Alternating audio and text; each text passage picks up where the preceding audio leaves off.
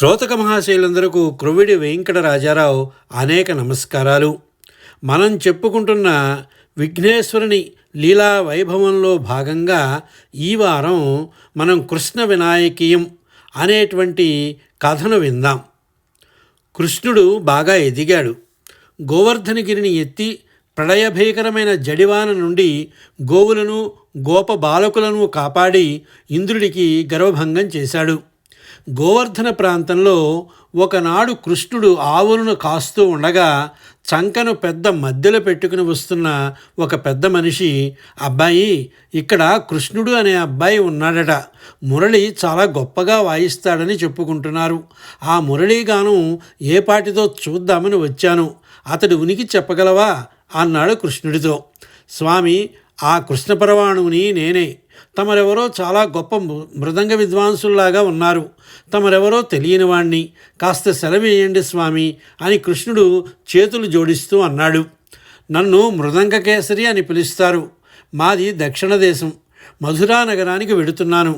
కంసుడు ధనుర్యాగం చేస్తాడట.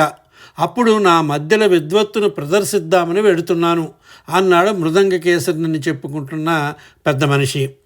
అతని కాలికి రత్నఖచ్చితమైన గండపెండీరం, చేతులకు కెంపులు తాపిన సింహ తలాటాలు, మెడలో బంగారు నిమ్మకాయల దండ, చెవులకు పెద్ద కుండలాలు దగదగా మెరుస్తున్నవి. మధ్యల నిండా నవరత్న స్వర్ణ పతకాలు తాపి ఉన్నాయి. కృష్ణుడు వాటిని చూసి అబ్బురపడుతూ, స్వామి, నేను ఆవుల్ని కాసే సామాన్య గోపకుండి. నా పిల్లను గ్రోవి సాదా వెదురు బొంగు ముక్క. మీ దక్షిణ దేశ విద్వాంసులు తాళానికి ప్రసిద్ధులు. ఇక నేను ఏదో ఒక రాగాన్ని ఊది ఆవుల్ని పాలించుకోవడం తప్పితే మరేదీ తెలియని గాలిపాటగాడిని మాత్రమే అన్నాడు. కృష్ణుడి మాటలకు నవ్వి మృదంగ కేసరి, అలాగని తప్పించుకుపోతున్నావా? వీల్లేదు. నీ మురళీగానం గొప్పదో, నా మృదంగ వాయిద్యం గొప్పదో ఇప్పుడే తేలిపోవాలి అన్నాడు. కృష్ణుడు గడగడలాడుతూ ఊదడానికి మురళి తీశాడు. మృదంగకేసరి మఠం వేసి మధ్యలో వాయించ మొదలుపెట్టాడు. కృష్ణుడు యమునా కళ్యాణి రాగాన్ని వాయిస్తూ మృదంగకేసరిని తికమక పెట్టి ఠక్కున హంసధ్వని రాగాన్ని అందుకుని అద్భుతంగా వాయిస్తూ ఉంటే మృదంగకేసరి పరవశించి మైమరచి మధ్యలు విడిచి నృత్యం చేయడం మొదలుపెట్టాడు. కృష్ణుడు హంసధ్వని రాగాన్ని చిత్ర విచిత్ర గతులతో స్వరాలు మరింత దురితంలో పలికిస్తూ ఉంటే మృదంగకేసరి రూపు విడిచి విఘ్నేశ్వరుడై తొండమెత్తి బొజ్జ ఊపుకుంటూ తాండవం చేశాడు. మధ్యల మాయమై ఎలుక గంతులు వేసింది. విఘ్నేశ్వరుడు తనకు ప్రియతమైన హంసధ్వని రాగానికి పులకరించిపోతూ తాండవం చేస్తూ అలిసిపోతూ ఉంటే కృష్ణుడు టక్కున మురళి వాయించడం ఆపి విఘ్నేశ్వరుడు పడిపోకుండా ఒడిసి పట్టుకుని, పార్వతీనందన, మళ్ళీ బోర్ల పడ్డావంటే మీ అమ్మ మురళీగానాన్ని వినకూడదని శపించిపోతుందేమోనన్న భయంతో నిన్ను క్రింద పడిపోకుండా పట్టుకున్నాను, మరేం అనుకోకు లంబోదర అన్నాడు. విఘ్నేశ్వరుడు, కృష్ణ, నీ మురళీగానాన్ని వినాలని ఇలా వచ్చాను. మన కృష్ణ వినాయకీయం నిజంగా సుందరకాండే అన్నాడు. కృష్ణుడు, విఘ్నేశ, పాపం నీ వాహనం మధ్యల దరువులు బాగా తిన్నదే అని అంటూ ఎలుకను ముద్దుగా నిమిరాడు. విఘ్నేశ్వరుడు, కృష్ణ, కంసుడికి అంత్యకాలం సమీపించింది. ధనుర్యాగం సాగంతో నిన్ను తీసుకురమ్మని అక్రూరుణ్ణి పంపుతాడు. వెళ్ళు, విజయస్తు అని చెప్పాడు. కృష్ణుడు, అంతా నీ దయస్వామి అని చేతులు మోడ్చి మ్రొక్కాడు. విఘ్నేశ్వరుడు, అవతారమూర్తివి, నా దయ కాదు నీ లీల అన్నట్టు అర్క కుబ్జ రూపంతో నీ కోసం ఎదురు చూస్తూ ఉంటుంది, అనుగ్రహించు అని చెప్పి ఎలుక వాహనం ఎక్కి ఆకాశానికి రివ్వున వెళ్ళి అంతర్ధానమయ్యాడు. అక్రూరుడు కృష్ణ బలరాములను మధురాపురానికి రథం మీద తీసుకువెళ్ళాడు. అష్టవంకరులతో ఉన్న కుబ్జ కృష్ణుడికి ఎదురొచ్చి పాదాలకు మ్రొక్కి చందనం పూసింది. కృష్ణ బలరాములకు పూలమాలలు వేసింది. కృష్ణుడు ఆప్యాయంగా కుబ్జను 2 చేతులతో లేవనెత్తాడు. కుబ్జ రూపం పోయి అప్సరస రూపంతో అర్క దేవలోకం చేరుకుంది.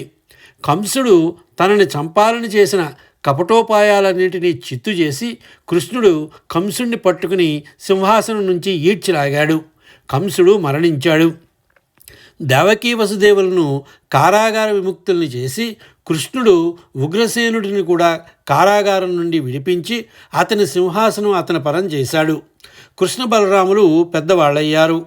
కృష్ణుడు అనేక మంది దుర్మార్గులను రాక్షసులను నిర్మూలించాడు. సముద్రంలోనికి చొచ్చుకుని దుర్భేద్యంలాగా ఉండేలాగా ద్వారకా నగరాన్ని నిర్మాణం చేయించి అన్న బలరాముణ్ణి యాదవులకు పెద్దగా చేసి రాజరికాన్ని నెలకొల్పాడు.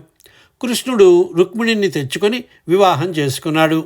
సర్వ సంపదలతో తులతూగుతున్న కృష్ణుడు ఎప్పటి వలనే ఆవులను కాస్తూ పాలు పితుకుతూ గోపాలకృష్ణుడిగానే ద్వారకలో ఉంటున్నాడు. ద్వారకా నగరం ప్రక్కనే సత్రాజిత్తు అనే ప్రముఖుడు రాజువలే సంస్థానం ఏర్పరచుకుని భోగభాగ్యాలతో తులతూగుతున్నాడు. తాను సూర్యవంశ క్షత్రియుడినని సగర్వంగా చెప్పుకుంటూ సూర్యోపాసకుడై గొప్ప తపస్సు చేశాడు. సూర్యుడు ప్రసన్నుడై సమంతకమణి అనే పెద్ద వజ్రాన్ని అతనికి ప్రసాదించాడు. సమంతకమణి నుండి వెలువడే కాంతి కిరణాలు బంగారు కణికలై ప్రతిరోజు అతనికి అంతులేని బంగారం సమకూరుతూ ఉండేది. సత్రాజిత్తు ప్రముఖులు అనిపించుకుంటున్న వారికి ఆహ్వానాలు పంపి మరీ వచ్చిన వారందరికీ మణిని చూపించి మణి ప్రభావాన్ని వర్ణిస్తూ మురిసిపోతూ ఉండేవాడు.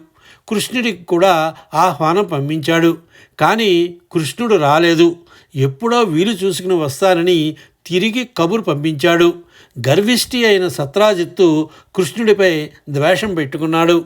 కృష్ణుడి గురించి ఎన్నో విశేషాలు విన్నా ఒక యాదవ ప్రముఖుడిగా తప్పితే కృష్ణుడిపై అతనికి పెద్ద అభిప్రాయం ఏర్పడలేదు.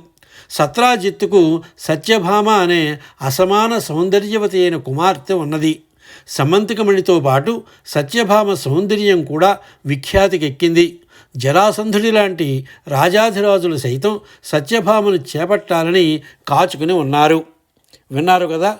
మిగతా భాగం వచ్చే వారం విందాం. అయితే మీరందరికీ మరొక్కసారి నా విజ్ఞప్తి ఏమిటంటే, ఇంకా ఛానల్ని సబ్స్క్రైబ్ చేసుకోలేని వాళ్ళు ఎవరైనా ఉంటే వెంటనే దయచేసి సబ్స్క్రైబ్ చేసుకోండి.